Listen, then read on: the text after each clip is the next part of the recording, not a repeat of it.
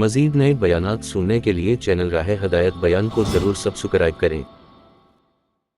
إذا عظمت أمتي الدنيا نزعت منها هيبة الإسلام، وإذا تركت الأمر بالمعروف والنهي عن المنكر حرمت بركة الوحي، وإذا تصابت أمتي سقطت من عين الله، أو كما قال عليه الصلاة والسلام۔ پہلی درخواست تو آپ حضرات سے یہ ہے کہ جو جہاں ہے وہ اب وہاں بیٹھ جائے، اور اللہ کے لیے پنڈال کے باہر جانے کی کوئی فضا نہ بنائے، اس لیے کہ آئے ہی باہر سے ہیں۔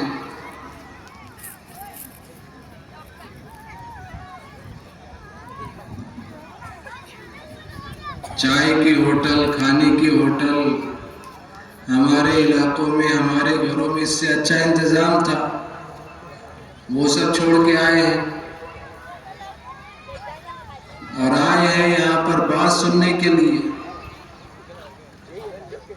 اگر یہاں آنے کے بعد وقت ادھر دکانوں میں اور تام زونوں میں اور ہوٹلوں میں گزرے گا تو یہاں آنے کا میرے دوستوں کوئی فائدہ حاصل نہیں ہوگا بظاہر۔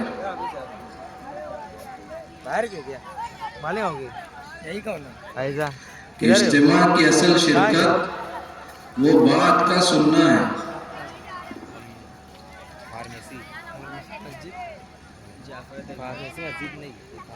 عرفات کے میدان کی طرح نہیں کہ چلو گزر بھی گیا تو اس کا حج کا رکن پورا ہو گیا۔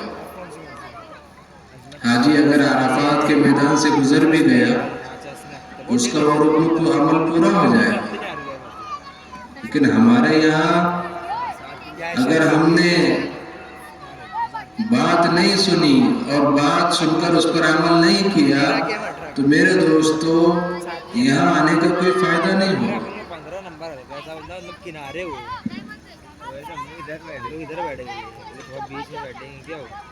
دعوت کی محنت کوئی گزرگاہ نہیں ہے۔ حضرت جی نے فرمایا کہ اس کام کو گزرگاہ بننے سے بچاؤ، کہ جو آیا وہ گزر گیا، ایسا نہیں ہے۔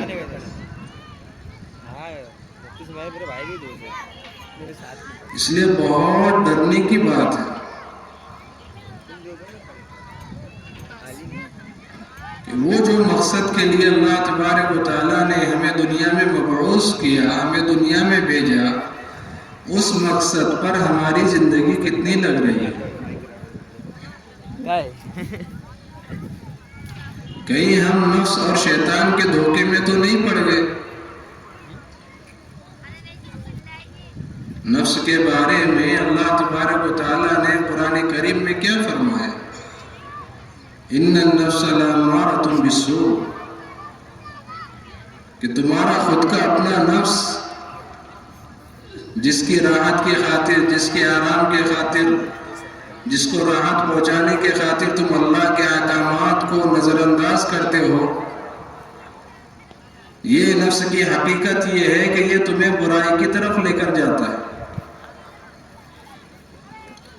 یہ تمہارا خیر خواہ نہیں ہے، اس کو تو تمہیں محنت کر کے بنانا پڑے گا۔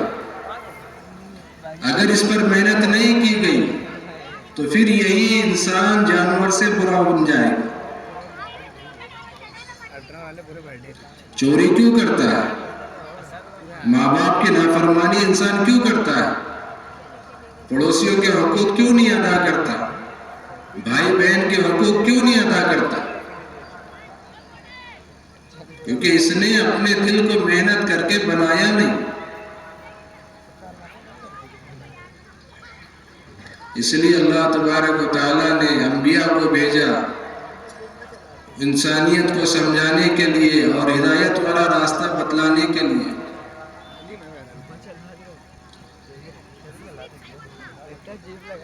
میرے بھائیوں، دنیا کی زندگی ایک تو مختصر بھی ہے اور قیمتی بھی ہے۔ جہاں یہ مختصر سا موقع ختم ہو گیا وہاں سب کچھ ختم ہو گیا۔ جیسی ہی فرشتے نے اس کی روح کھینچ لی، اب یہ زبان سے ایک لفظ نہیں کہہ سکتا، چاہے بادشاہ وقت ہو، ساری دنیا پر حکمرانی اس کی ہو، ساری دنیا کے خزانے اس کے ہاتھ میں ہو، ایک لفظ نہیں کہہ سکتا۔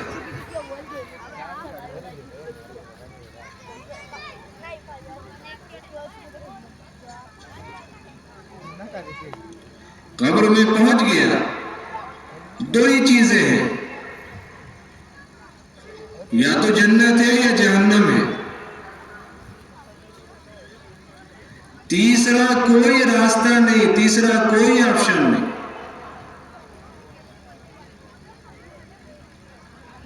دنیا میں کسی شہر، کسی بستی، کسی علاقے میں اگر ہمیں جانا ہو، ایک راستہ بند ہو، انسان دوسرے راستے سے چلا جاتا ہے۔ لباس پہننا ہو، ایک خراب ہو تو دوسرا پہن لیتا ہے۔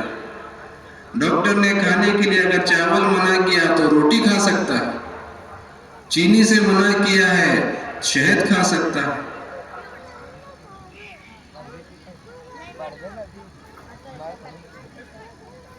لیکن جب یہ انسان قبر میں پہنچ گیا میرے دوستو، اب اس کے پاس کوئی آپشن نہیں ہے۔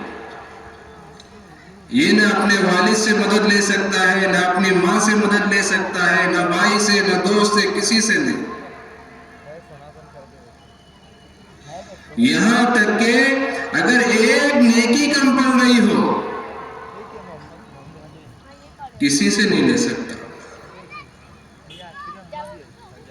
اس لیے انسان سب کچھ کرے لیکن اللہ کی ناراضگی سے بچنے کی کوشش کرے، اس لیے کہ بعض بدبخت وہ ہوں گے جن سے اللہ تبارک و تعالیٰ اتنے ناراض ہوں گے، اتنے ناراض ہوں گے، فرشتے کو بلائیں گے، فرمائیں گے کہ ایک بڑی زنجیر لاؤ، اس کے منہ میں داخل کرو اور پیخانے کے راستے سے نکال کر اس کو گاٹھ مار دو۔ کوئی بچانے والا نہیں، کوئی سفارش کرنے والا نہیں۔ تم نے کیا کیا کیا نہیں کیا اس کا کوئی مسئلہ نہیں، اس لیے کہ فرشتے نے تمہاری نظروں کو لکھا ہے، فرشتے نے تمہاری سرگوشیوں کو لکھا ہے، فرشتے نے تمہاری تنہائیوں کو لکھا ہے، فرشتے نے تمہاری مجالس کو لکھا ہے۔ کچھ کہنے کی ضرورت نہیں، کچھ کہنے کی ضرورت نہیں۔ وہ عادل ہے، ہر چیز کا جاننے والا ہے۔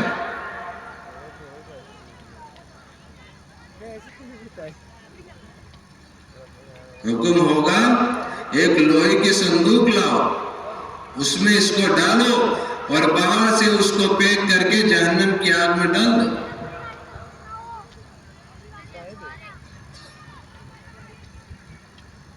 میرے بھائیوں، لیکن جس نے دنیا کی زندگی کو بنایا، خواہشات سے ہٹ کر اللہ کے احکامات پر زندگی گزاری، اس کے لیے وہ انعامات اور وہ اکرام، وہ عزت اور وہ نعمتیں۔ لکھا ہے ایک جنتی ایسا بھی ہوگا کہ جب وہ اپنی حور کو دیکھے گا تو اس کی خوبصورتی اور اس کے نور کو دیکھ کر کے بے ہوش ہو جائے گا۔ جب ہوش آئے گا تو اٹھ کر کے اس کے پیروں میں گر جائے گا، وہ کہے گی کہ میرے آقا، آپ کی جگہ میرے پیروں میں نہیں بلکہ میری جگہ آپ کے پیروں میں۔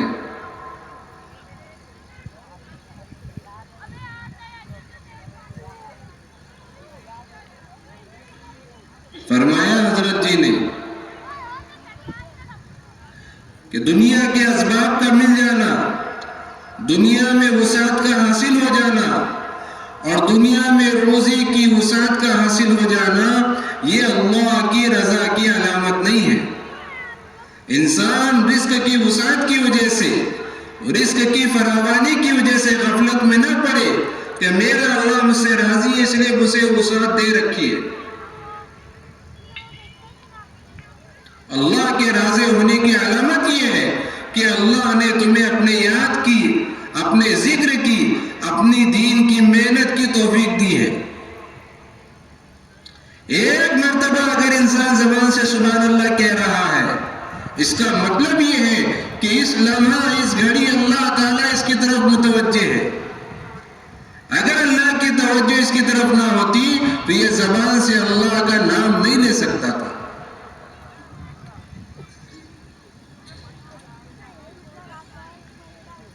فکر کی بات یہ نہیں ہے، خوشی کی بات یہ نہیں ہے کہ اللہ نے ہم کو اسباب میں کیا دیا ہے. فکر کی بات یہ ہے کہ اللہ تبارک و تعالیٰ نے ہم سے اپنا کام کتنا لیا ہے. اگر یہ دعوت کے کام سے بڑھ کر کوئی اور کام ہوتا تو 24 گھنٹے حضور پاک صلی اللہ علیہ وسلم کو صرف اس کام کی فکر نہ ہوتی. ہم نے اپنی نسلوں کو، اپنی اولادوں کو کیا دیا تحفے میں، ہدیے میں؟ مکان بنایا، کپڑا دیا، پیسہ دیا. حضور پاک صلی اللہ علیہ وسلم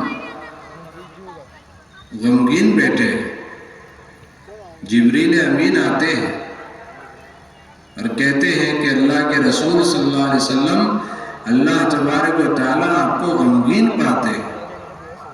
کیا پریشانی ہے، کیا بیماری ہے، کیا تکلیفیں پوچھ رہے ہیں؟ حضور پاک صلی اللہ علیہ وسلم نے فرمایا، جبریل 2 دن سے کچھ کھایا نہیں ہے.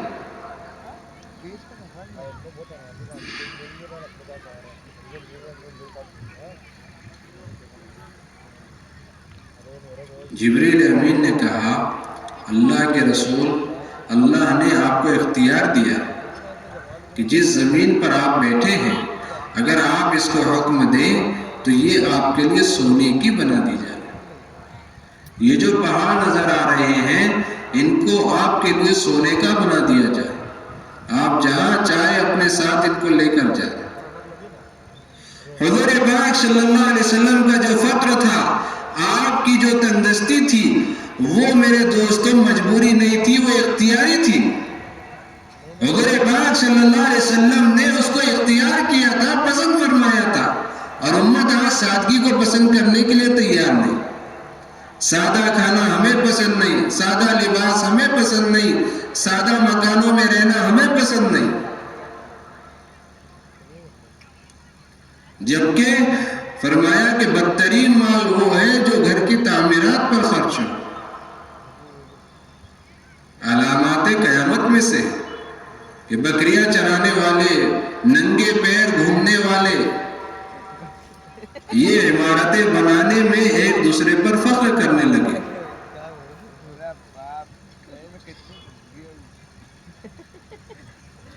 مال سے ہمیں ڈر نہیں لگتا، ڈر ہمیں فقر سے لگتا ہے. جبکہ فقر ڈرنے کی چیز نہیں ہے، مال ڈرنے کی چیز ہے. اس لیے کہ جو مال اللہ تبارک و تعالیٰ نے دیا ہے اس کا حق ادا نہیں ہوا تو یہ مال کل کو پیشانی پر داغ دیا جائے گا. فقراء تو حضور پاک صلی اللہ علیہ وسلم کی صف میں ہوں گے.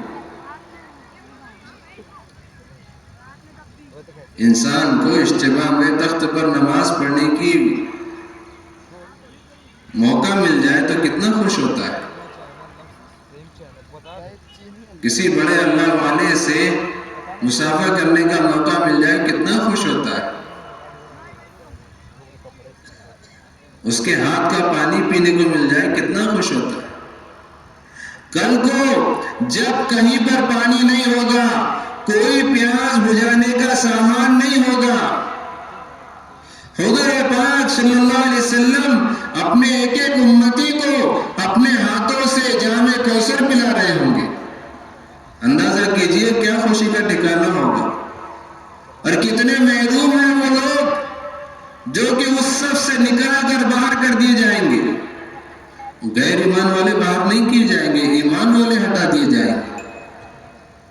اللہ ہماری حفاظت فرما. اس لیے قرآن نے یوں ہی نہیں کہا أَفَحَسِبْتُمْ أَنَّمَا خَلَقْنَاكُمْ عَبَثًا. فاطمہ رضی اللہ تعالیٰ عنہ آئی حضور پاک صلی اللہ علیہ وسلم کے پاس. کون فاطمہ؟ حضور کی لاڈلی بیٹی حسن اور حسین کی ماں علی کی بیوی اور خود کل کو قیامت میں جنتی عورتوں کی سردارن کس لیے آئی ہے؟ ابا جان، آٹا ہاتھ سے پیسنا پڑتا ہے، چکی گھما گھما کر کے ہاتھوں میں گٹے پڑ گئے۔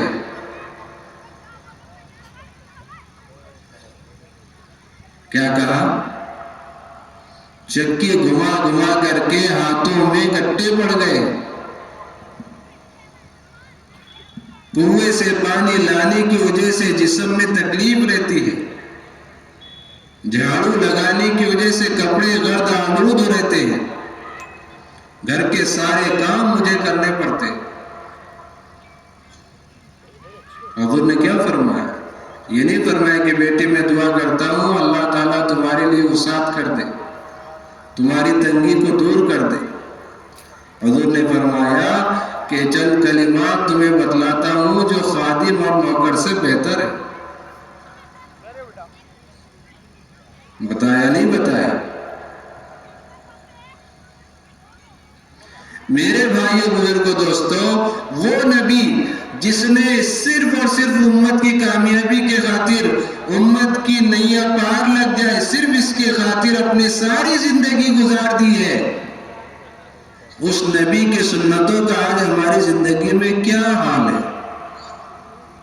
ایمان والا سنتوں کو پیروں تلے ایسے روند رہا ہے جیسی اس کی کوئی قیمت ہی نہیں۔ نہ چہرہ نبی سے میل کھاتا ہے، نہ لباس نبی سے میل کھاتا ہے۔ حج تو ہو گیا، بیت اللہ ہم جا کر آ گئے، کوئی تبدیلی نہیں۔ پوچھے علماء کرام سے کہ جیسے زندگی گزارو گے اسی حال پر موت آئے گی، جس حال پر موت آئے گی اسی حال پر قبر سے اٹھائے جاؤ گے۔ لکھ تو دیتے ہم اخباروں میں کہ ماشاءاللہ صوم و صلات کے پابند تھے،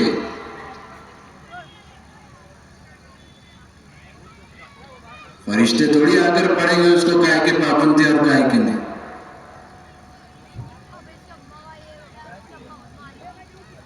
کہ پڑھیں گے؟ بولو، نہیں پڑھیں گے۔ وہاں تو جو کر لیا وہ چلے گا۔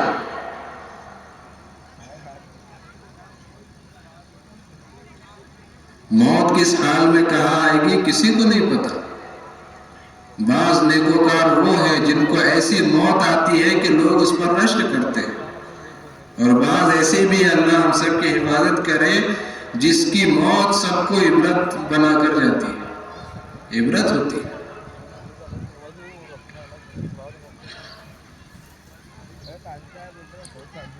حضور پاک صلی اللہ علیہ وسلم کی ایک ایک سنت میرے دوستو عمل کرنے کے لیے تھی، چھوڑنے کے لیے نہیں تھی۔ حضرت جی نے فرمایا کہ اللہ تبارک و تعالیٰ نے حضور پاک صلی اللہ علیہ وسلم کو جو کچھ بھی رعب عطا فرمایا تھا، غیروں پر، دشمنوں پر، حضور پاک صلی اللہ علیہ وسلم کا ایسا رعب تھا کہ کوئی آپ کو نقصان نہیں پہنچا سکتا تھا۔ صحابہ پر ایسا رعب پڑتا تھا کہ کوئی آپ کی آنکھ سے آنکھ ملا نہیں سکتا تھا۔ فرمایا حضرت جی نے کہ اللہ تبارک و تعالیٰ نے جتنا رعب حضور پاک صلی اللہ علیہ وسلم کو عطا فرمایا تھا، وہ سارا کا سارا رعب اللہ تبارک و تعالیٰ نے قیامت تک کے لیے، اس امت کے لیے سنتوں میں رکھ دیا۔ جو جتنا متبع سنت ہوگا اللہ تبارک و تعالیٰ اس کا اتنا رعب غیروں پر ظاہر فرمائیں گے۔ اللہ تعالیٰ ایمان والے کو رعب دیتے ہیں۔ جنگل کے شیر یوں ہی نہیں بھاگے، درندے جانوروں نے صحابہ کی زبان یوں ہی نہیں سمجھی، رعب تھا۔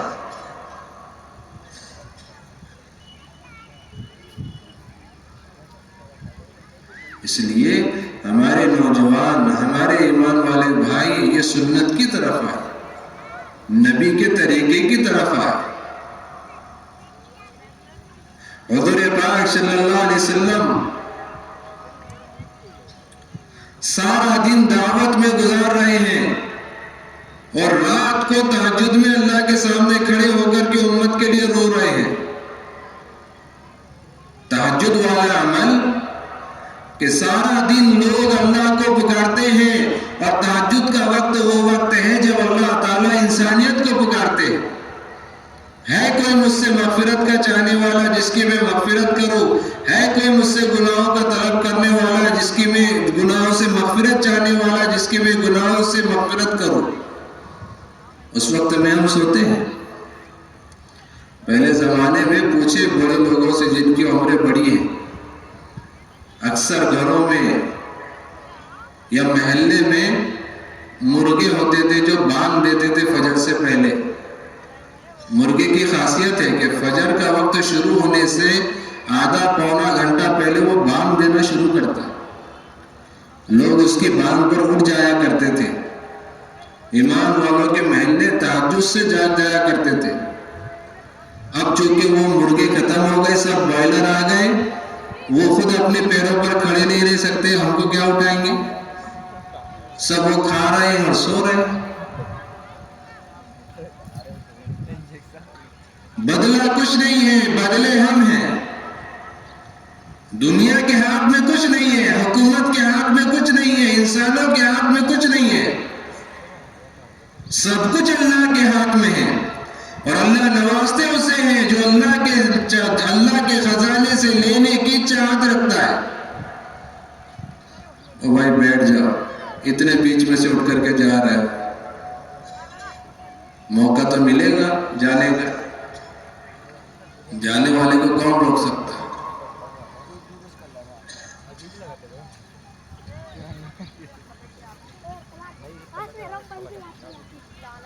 اب تم کہاں چل دی؟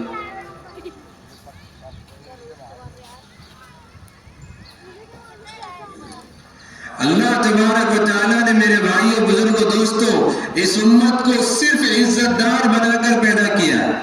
ذلت اس امت کا مقدر نہیں ہے، ناکامی اس امت کا مقدر نہیں ہے، مفلسی، پریشانی، مصائب اس امت کا مقدر نہیں ہے. ایک وقت کے کھانے کو مفلسی نہیں کہتے. مفلس وہ ہے جو ایمان سے محروم کر دیا گیا. حضور پاک صلی اللہ علیہ وسلم کے پیٹ پر پتھر بندھے ہیں، پھر بھی آپ دونوں جہاں کے سردار ہیں. تو بھوک یہ مفلسی نہیں ہے، بھوک مفلسی نہیں ہے. یہ تو زمانے نے جو چال چلی، ہم بھی اسی چال پر آ گئے. زمانے نے جس کو اچھا کہا، ہم نے اس کو اچھا سمجھا. زمانے نے جس کو برا کہا، ہم اس کو برا سمجھ رہے.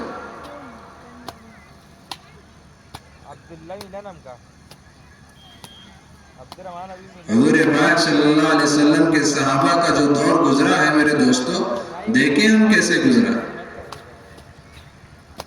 حضور نے یہ نہیں فرمایا کہ مجھے ڈر اس بات کا ہے کہ کہیں تم بھوک سے ہلاک نہ ہو جاؤ. حضور نے فرمایا کہ ڈر اس بات کا ہے کہ تم پر دنیا ایسی نہ کھول دی جائے جیسے کہ پچھلی امتوں پر کھول دی گئی، اور پھر تم اس میں پڑھ کر ایسے ہلاک ہو جاؤ جیسے کہ وہ ہلاک ہو گئے. اس کا مطلب یہی ہے کہ یہ امت بھوک پیاس سے ہلاک نہیں ہو سکتی. بھوک پیاس سے ہلاک نہیں ہو سکتی. اس کی ہلاکت کا ایک ہی سبب ہے کہ یہ دعوت کی محنت کو چھوڑ دے.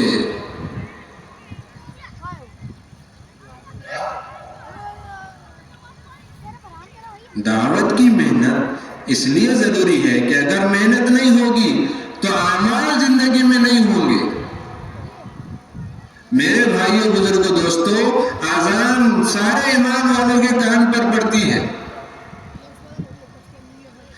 مسئلہ یہ ہے کہ جو کہا جا رہا ہے وہ ہم کرنے کو تیار نہیں.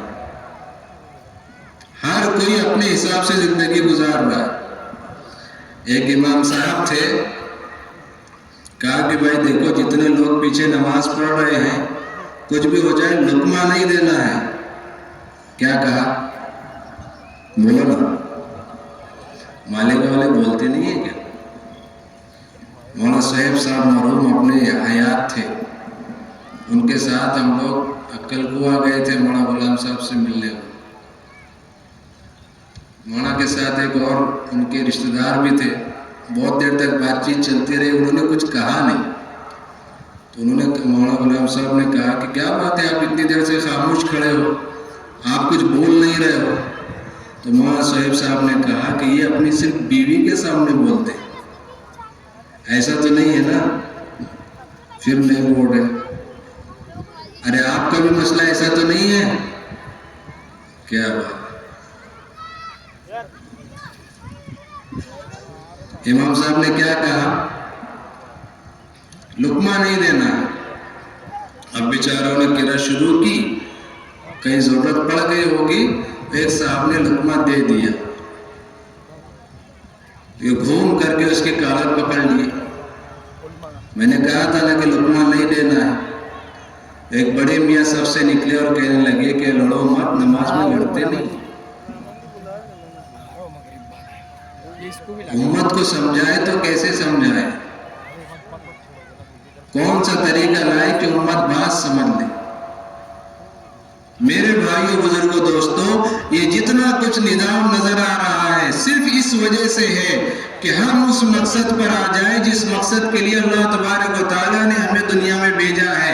ہم اس نبی کی سنتوں پر آ جائیں جس نبی نے ہمارے لیے اپنے ماں باپ سے بڑھ کر کے جو تو فکر کی ہے, وہ نبی جو دنیا میں ہمارے لیے تڑپے, کل کو قیامت میں بھی ہمارے کام آئیں گے. سارے نبیوں نے, اکثر و بیشتر انبیاء علیہ السلام نے دنیا میں اپنی امت کے لیے کچھ نہ کچھ مانگا. حضور پاک صلی اللہ علیہ وسلم کی جب باری آئی, حضور نے فرمایا کہ اے اللہ مجھے اختیار دیجئے کہ میں کل کو قیامت میں اپنی امت کی سفارش کر سکوں.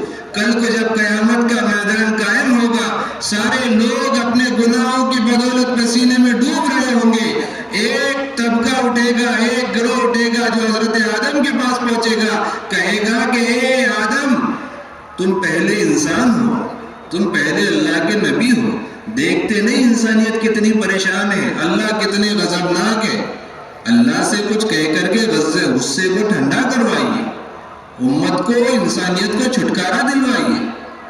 آدم علیہ السلام کہیں گے کہ میرے بس کا نہیں ہے, مجھ سے لغزش ہوئی تھی. باری باری کئی نبیوں کے پاس یہ گروہ پہنچے گا, یہ طبقہ پہنچے گا, کسی کی ہمت نہیں ہوگی اللہ سے بات کرنے کی. آخر میں جائیں گے حضور پاک صلی اللہ علیہ وسلم کے پاس کہ نبی جی آپ ہی اللہ تعالیٰ سے کہیے کہ اپنا غصہ ٹھنڈا کرے, اپنے غضب کو کم کرے. امت, انسانیت بڑی پریشان ہے. حضور پاک صلی اللہ علیہ وسلم کہیں گے کہ ہاں میں کروں گا. اللہ جی اپنے غصے کو ٹھنڈا کیجئے. نبی جی ہم نے ٹھنڈا کر لیا, اب سجدے میں چلے جائیں گے. اللہ پاک فرمائیں گے کہ میرے نبی, میرے حبیب, میرے لاڈلے, سر اٹھائیے, مانگیے آپ کو کیا مانگنا ہے, ہم دینے کے لیے تیار ہے. حضور پاک صلی اللہ علیہ وسلم یہ نہیں کہیں گے کہ فاطمہ کو جنت میں ڈالیے, حسن حسین کو جنت میں ڈالیے, میری بیویوں کو جنت میں ڈالیے.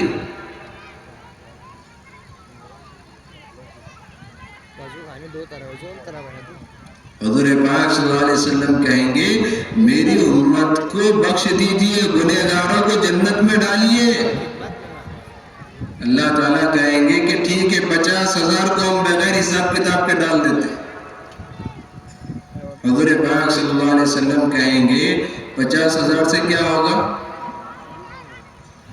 جیسے بچہ ماں سے سوال کرتا ہے اور اس کا مطالبہ اگر 10 روپے کا ہو اور ماں 5 روپے دے تو وہ کیسے پھینک دیتا ہے, نہیں لیتا. حضور پاک صلی اللہ علیہ وسلم قبول نہیں کریں گے. 1 لاکھ سے زیادہ تو میرے ساتھ حجۃ الوداع میں تھے, 50,000 سے میرا کیا ہوگا, اتنی بڑی میری امت ہے.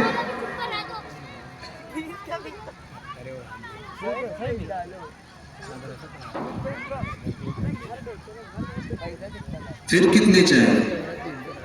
اور اللہ تعالیٰ کہیں گے کہ ٹھیک ہے یہ 50,000 میں کا ہر انسان, آپ کا ہر امتی اپنے ساتھ 50,000 کو لے جائے. کتنے کو بھائی, 50,000 میں کا ہر امتی اپنے ساتھ 50,000 لے جائے. حضور پاک صلی اللہ علیہ وسلم فرمائیں گے کہ نہیں, کروڑوں میں تعداد جائے گی پھر بھی اللہ کے رسول صلی اللہ علیہ وسلم قبول نہیں فرمائیں گے. تیسری دفعہ سجدے میں جائیں گے, اللہ تعالیٰ کہیں گے نبی جی سر اٹھائیے, مانگیے آپ کو کیا مانگنا ہے, ہم دینے کے لیے تیار ہیں کہ نہیں اور اضافہ کیجیے.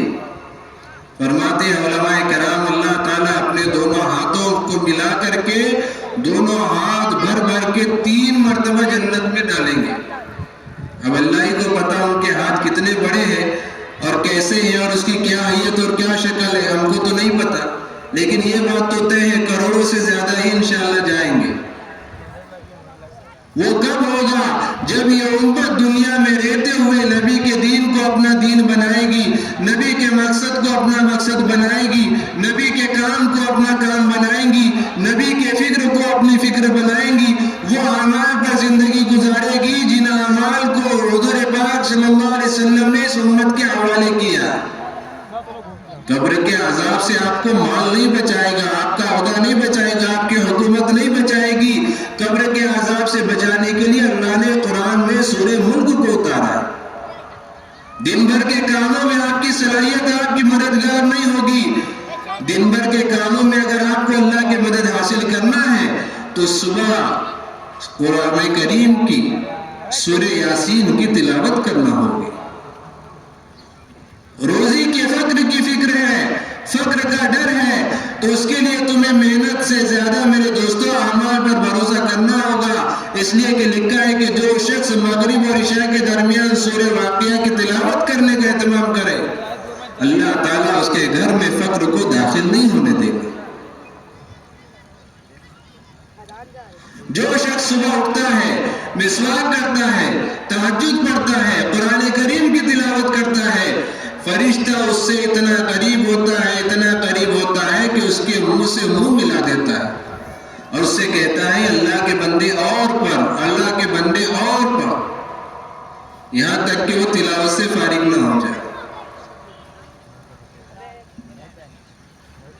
میرے بھائیوں بزرگوں دوستوں, دنیا میں اگر کسی پوزیشن پر پہنچنا ہے انسان کو ڈگری کی ضرورت ہے.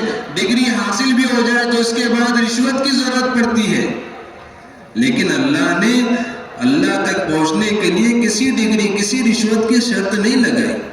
جس سے اللہ کا ولی بننا ہے وہ تہجد کا اہتمام کرے, کیونکہ بغیر تہجد کے کوئی اللہ کا ولی نہیں بن سکتا, کوئی اللہ کا دوست نہیں بن سکتا. اس لیے اپنی فکر کو دنیا سے ہٹانا ہے, اعمال کی طرف لانا ہے, اپنے گھروں میں دینی ماحول پیدا کرنا ہے, اپنے بچے بچیوں کو دین سکھانا ہے. اسکول اور کالج کی فکر کی بجائے ان کی دینی تربیت کی فکر کرنا. جن اداروں میں, جن اسکولوں میں, جن کالجوں میں ہم ان کو زندگی گزارنے کے لیے میرے دوستوں ان کالجوں اور اسکولوں کے حوالے کر رہے ہیں, مہینوں گزر جاتے ہیں, کوئی اللہ کا نام ان کے سامنے لینے والا نہیں ہوتا. بے دینی کے ماحول میں پلے اور بڑے ہو کر کے یہ کون سے ولی بن جائیں گے؟ انکار نہیں ہے, لیکن گھر کی تربیت اصل ہے. اس لیے گھر میں قرآن کے حلقے, کتابی تعلیم کے حلقے ہر گھر میں ایمان والے کے ہونے چاہیے, تاکہ ہمارے گھر یہ دینی ماحول میں تبدیل ہو, ہمارے گھروں میں قرآن کی تعلیم ہو, ہمارے گھروں میں فضائل کی تعلیم ہو, ہمارے گھروں میں مستورات اللہ کے ذکر کا اہتمام کرنے والی ہو. ہم تو باہر جو ہے تو اپنے روزی روٹی کے سلسلے میں نکلے ہو اور گھروں میں ہماری مستورات اللہ کی طرف متوجہ ہو. ان کو دین سکھانا ہماری ذمہ داری. اور یہ کب ہوگا؟ جب ہم میں سے بیٹا ہوا ہر فرد اپنی ذات سے یہ دعوت کی محنت کرنے کی کوشش کرے گا, فکر کرے گا. کریں گے بھائی سب. اسی کے لیے یہاں پر ہم 2 دن کے لیے آئے ہیں. یہ جو اجتماع ہے اعمال کا اجتماع ہے, جیسا کہ میں نے شروع میں عرض کیا. آج کی رات بڑی مبارک رات ہے, جمعہ کی رات ہے. درود شریف کی کثرت آج کی رات کے ساتھ خصوصیت کے ساتھ شامل ہے. مولانا الیاس صاحب رحمۃ اللہ علیہ کے خاندان کی 2 خاصیتیں ہیں. جو آج تک اس خاندان میں باقی.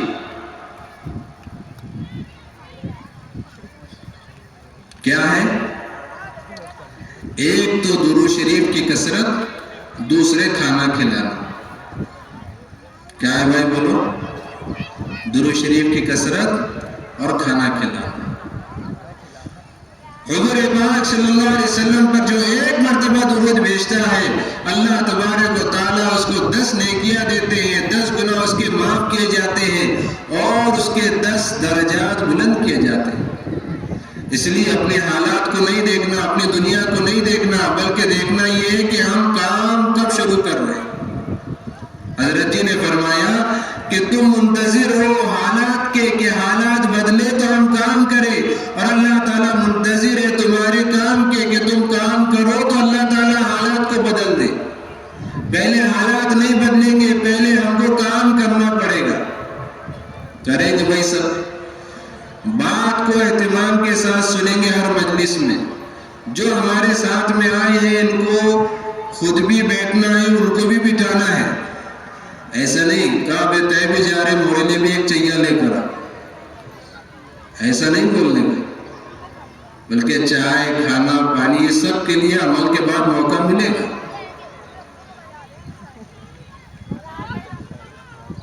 کریں گے بھائی سب اہتمام.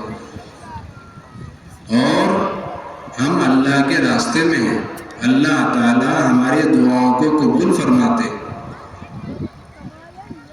اس لیے امت کے حق میں اللہ سے خیر، بھلائی، عافیت اس کو مانگنا ہے. دنیا تو جو مقدر کی ہوگی ہر حال میں مل کر رہے گی، اور بیان کے بعد جو تقاضے ہمارے سامنے پیش کیے جائے، چلے 4 مہینے، ان سب میں اپنے کو نام نہیں لکھانے کا. لکھائیں گے؟ میں بول رہا ہوں نہیں لکھانے کا. لکھائیں گے بھائی سب لکھ جائیں گے اللہ کے راستے میں. ابھی دعا کرا دیتے ہیں پھر. تو میرے بھائیو، اللہ کے راستے میں جانا اس لیے ضروری ہے کہ اب تک کی جو غفلت گزر ہوئی ہے، اللہ تعالیٰ اس غفلت سے ہمیں باہر لائے. اللہ کے راستے میں جانے سے کسی کا کچھ آج تک نہیں بگڑا، کسی کا کچھ نہیں بگڑا. ایک مثال آپ ساری دنیا میں نہیں دے سکتے.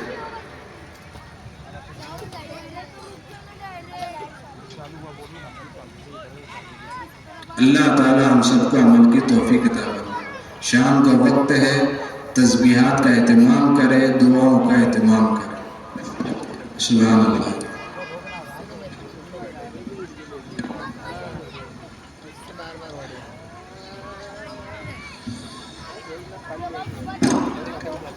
ہاں دیکھ لیا.